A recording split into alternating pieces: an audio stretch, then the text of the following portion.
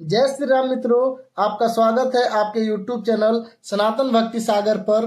पिछले भाग अर्थात भाग 16 में हम लोग देख चुके थे कि किस तरह से रावण और अंगद के बीच काफी बहस हो रही है, जिसमें अंगद बार बार रावण को समझाने का कोशिश कर रहे हैं कि तुम सीता माता को, राम को लौटा दो और उनके शरण में चल जाओ।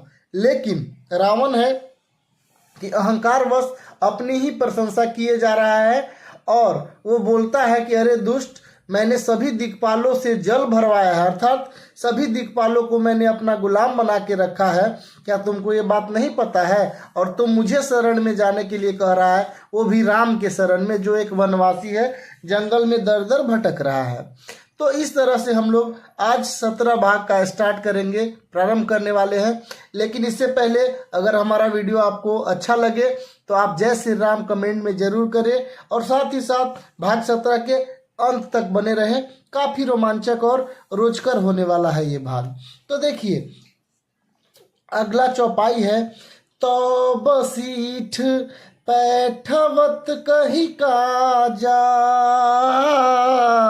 रिपुसन प्रीति करत नहीं लाजा, हाथी गिरी मथन निरखु मम बाहु,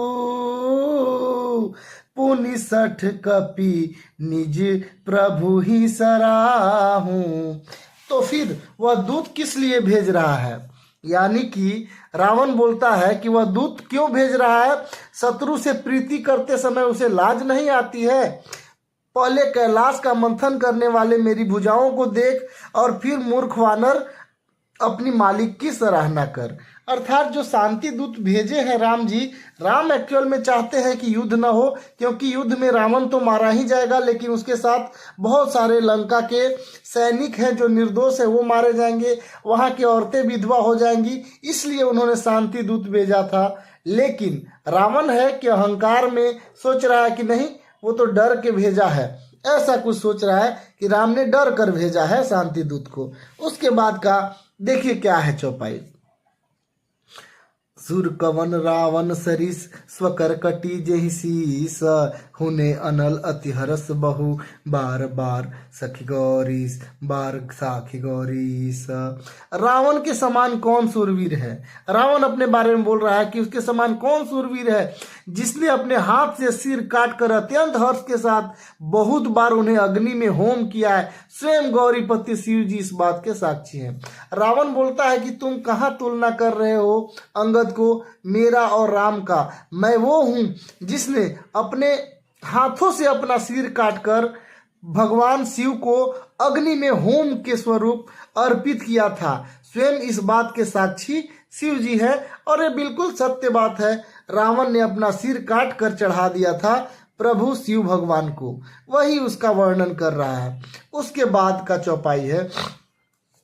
जरत बिले कऊ जब ही कपाला, विधि के लिखे अंक निज भाला, नर के कर आपन बध बाची, हमसे उजानी विधि गिरा साची। मस्तक के जलते समय जब मैंने अपने लाल टोम पर लिखे हुए विधाता के अक्षर देखे, तब मनुष्य के हाथ अपनी मृत्यु को होना बाँचकर विधाता की वाणी लेख को असत्य जानकर मैं हंसा था। वो कह रहा है कि जब मैंने अपना मस्तक काट कर डाला था होम के स्वरूप अग्नि में, तो मैंने देखा था कि उस पर लिखा हुआ था कि तब मनुष्य के हाथों मेरी मौत हो सकती है, अर्थात मनुष्य को छोड़कर मुझे कोई भी मार नहीं सकता है। पानी असत्य जानकर मैं हंसा था, यानी मैंने ये समझा था कि यह भी झूठ है, क्योंकि अगर मुझे कोई देवता, राक्षस, सूर, असुर नहीं मार सकते हैं तो मनुष्य कहाँ से मेरे सामने टक्कर पा पाएंगे, ऐसा रावण बोलता है। उसके बाद देखिए क्या हो रहा है। सो मन समुझी त्रास नहीं मोरे, लिखा बिरंची जरठ मति भोरे, आन बीरबल सठ मम आगे, पुनि पुनि कहसी लाज पति त्यागे। उस बात को समझकर स्मरण करके भी मेरे मन में डर नहीं है, क्योंकि मैं समझता हूँ कि बूढ़े ब्राह्मण बुद्धि भ्रम से ऐसा लिख दिया है और मूर्ख तू लज्जा और मर्यादा छोड़कर मेरे आगे बार बार दूसरे वीर का बल का बखान कर रहा है। यानी उसे लग रहा है कि भगवान ने गलती से लिख दिया था कि तुम्हारी मृत्यु मनुष्य से होगा, ऐसा रावण छोड़ रहा है और सोच रहा है, और ये सोचकर उसको हंसी आ रही है। उसके बाद का चौपाई है, कह अंगद सलज जग माही, रावण तो ही समान को नाही, लाजवंत तो सहज स्वभाव, निज मुख निज गुण कहसी नकाऊ। अर्थात अंगद कहते हैं कि अरे रावण, तेरे समान लज्जावान जगत में कोई नहीं है, लज्जाशीलता तो तेरा सहज स्वभाव ही है, तू अपने मुंह से अपने गुण कभी नहीं कहता। अंगद बोल रहे हैं कि तुम्हारे समान, सचमुच तुम्हारे समान कोई लज्जावान नहीं है, सचमुच तुम्हें बहुत लज्जा आती है, ये तेरा स्वभाव है, तू अपने मुंह से अपना गुण कभी नहीं करता। यानी कि वो कटाक्ष कर रहे हैं अंगद कि अपने ही मुंह से तुम अपना बड़ाई कर रहे हो। उसके बाद का चौपाई है, सिर अरुसैल कथा चित रही, ताते बार 20 तय कही, सो भुज बल राखे हुर घाली,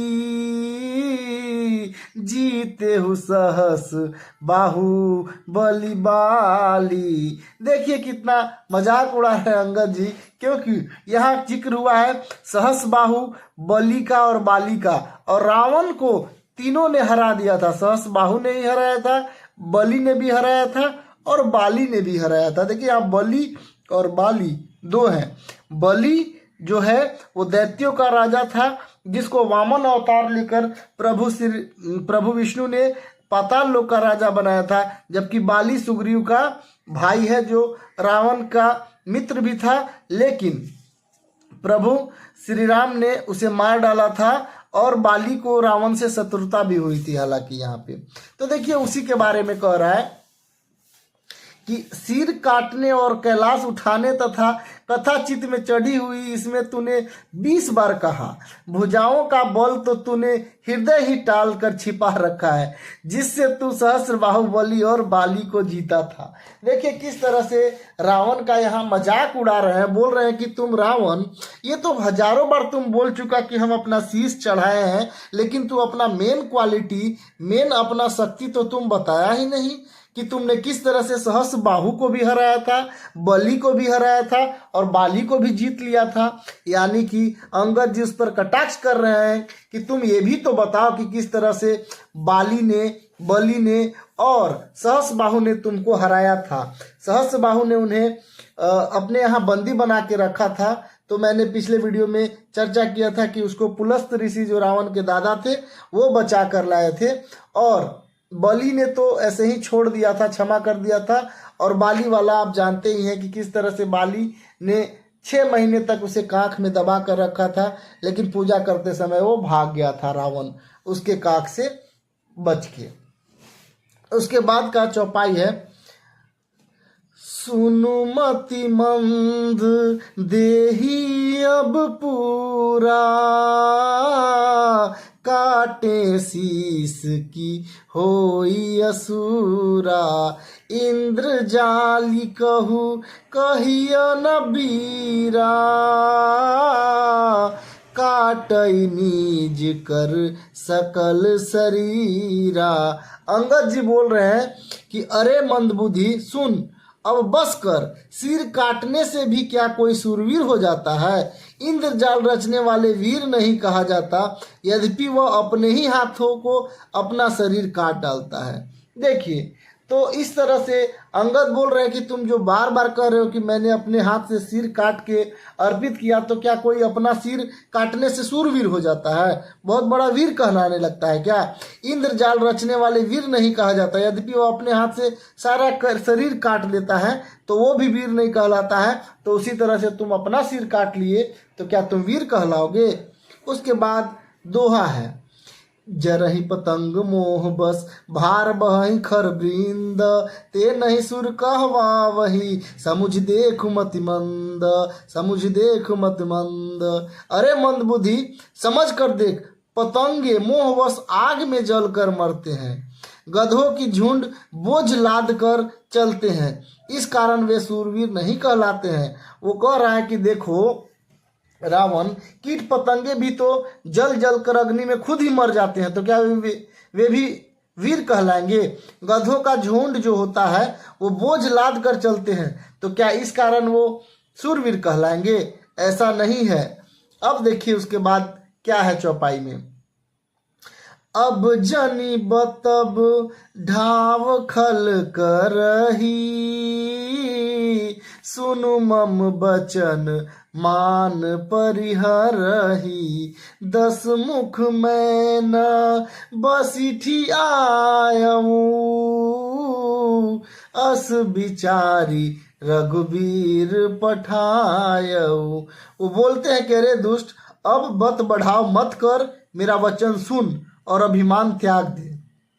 हे दसमुख, मैं दूत की तरह संधि करने नहीं आया हूँ, श्री रघुवीर के ऐसा विचार करके भेजा है। वो बोलते हैं कि अरे दुष्ट, अंगद बोलते हैं कि अरे दुष्ट रावण, अब तुम मुझसे ज्यादा बात को मत बढ़ाओ और वाद विवाद करने से कोई फायदा नहीं है।